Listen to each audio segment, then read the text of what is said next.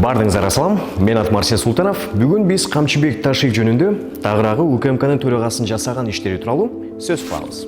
Ташиевдин аталган комитеттин башына келгенине 3 ай болду. Бул аралыкта коррупцияга аралашкан бир катар чиновниктерди аныктады.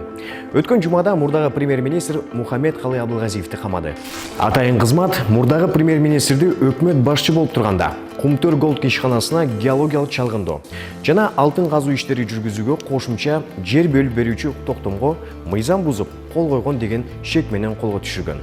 Буга чейин кызыл китепке кирген уникалдуу өсүмдүктөрдү жана сейрек кездешүүчү жаныбарларды сактоо үчүн кендин аянтын кеңейтүүгө тыюу салынган. Улуттук коопсуздук боюнча мамлекеттик комитет ошондой эле транспорт жана жолдор министрлигинде иштеген чиновникти мыйзамсыз баюуга айыптады.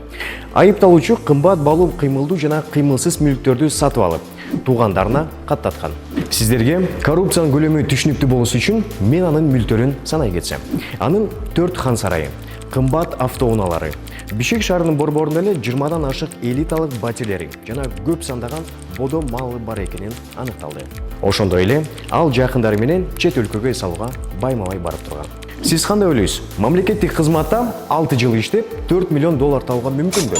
Көрсө, мүмкүн экен. 19 январда УКМКнын коррупцияга каршы кызматы Финполдун башкармалыгынын башчысы Айбек Токаев кармалды. Каржы полициясына иштеген бир нече жыл ичинде ал Ош жана Бишкек шаарларында 15ден ашык кыймылсыз мүлккө ээ болгон. Алардын жалпы наркы 4 миллион доллардан ашат. Бул анын мыйзамдуу кирешесине туура келбейт. Айтмакчы, Айбек Токаев экс-президент Сооронбай Жээнбековдун жубайынын жакын тууганы. Ошондой эле 3 күн мурун Жоргон кеңештин депутаты Дүйшөн Төрөкулов кармалды. Ал дагы коррупция жана Оштогу заводду рейдерлик жол менен баса алууга шектелүүдө. Баса, Дүйшөн Төрөкулов белгилүү бир чөйрөдө Душка лакабаты менен белгилүү. Учурда социалдык фонддун Талас райондук бөлүмүнүн башчысы абакта. Ал сотко чейинки өндүрүштү токтотуу үчүн Талас райондук башкармалыгынын кызматкерлери тарабынан иш сапар чыгымдарына бөлгөн бюджеттик каражаттарды өздүктүргөндөн кийин УКМКнын кызматкерлерине 70 000 сом өлчөмдө каражат сунуш кылган. Аны пара берип жаткан жеринен колго түшүрүштү. Кылмыш иши козголду.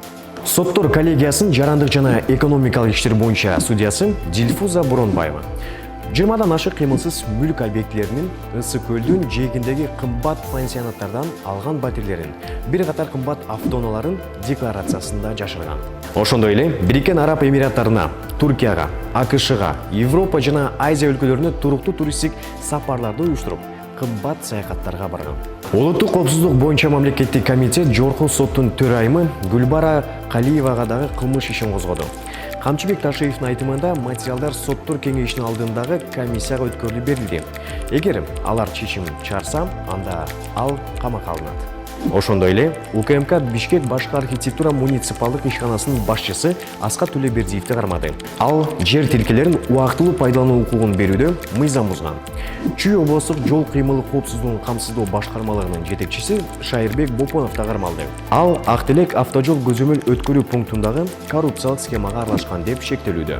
Бишкек шаарынын мурунку вице-мэри Мирлан Амантуров дагы ишени берилген мүлктү ыйгарып алуу жана ээлеп алуу фактысы боюнча кармалды. Жакын жана жылуу мамилелер Ташиевке кылмышкерлерди кармоого тоскоол болгон жок. Жакында эле УКМК президенттик аппараттын маалыматтык саясат бөлүмүнүн башчысы Нургазы Анаркуловду кармады. Ал кызматтык абалынан кыянаттык менен пайдаланып, жетекчи кызматтардын бирине жумушка орноштуруу үчүн ири суммадагы акча талап кылган. Ташиев Нургазы Анаркулов менен жеке тааныштыгы бар экенин моюндады. Бирок бул чиновникти куткарып калган жок. УКМКнын төрагасы эгерде чын эле анын күнөөсү болсо, анда мыйзам чегинде жоопко тартыла тургандыгын белгиледи. Ал эми сиздердин оюңуздар боюнча дагы кимдерди жоопко тартуу керек? Эгерде мен кимдир бирөөнү айтпай кетсем, анда сиз комментарийге жазууну унутпаңыз. Камчыбек Ташиевдин ишине баа бериңиз. Ал эми мен бүгүнкү чыгарылышты жыйынтыктайм. Буюрса кийинки эфирден көрүшкөнчө бар болуңуздар. Чоң рахмат. Ак Кеме студиясы YouTube каналына катталыңыздар жана таза Кыргызстан жаңылыктарын биринчилерден болуп көрүп билиңиздер.